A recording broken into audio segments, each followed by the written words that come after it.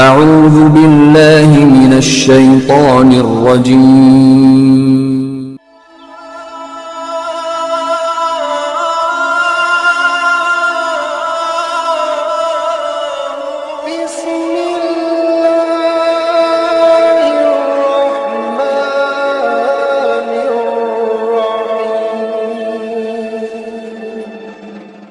YouTube کے ناظرین السلام علیکم۔ چیپٹر نمبر 14 اللہ تعالیٰ کے حکم سے اس کے بندے اولاد دیتے ہیں کا ذکر قرآن پاک میں کن کن صورتوں میں آیا ہے، آج اس کا مطالعہ کرتے ہیں۔ سورت نمبر 18 سورہ الکہف آیت نمبر 81۔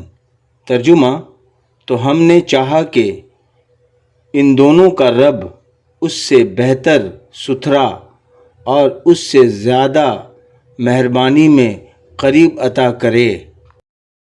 سورت نمبر 19 سورہ مریم آیت نمبر 19۔ ترجمہ: بولا میں تیرے رب کا بھیجا ہوا ہوں کہ میں تجھے ایک ستھرا بیٹا دوں۔ سورت نمبر 79 سورہ النازعات آیت نمبر 5۔ ترجمہ: پھر کام کی تدبیر کریں۔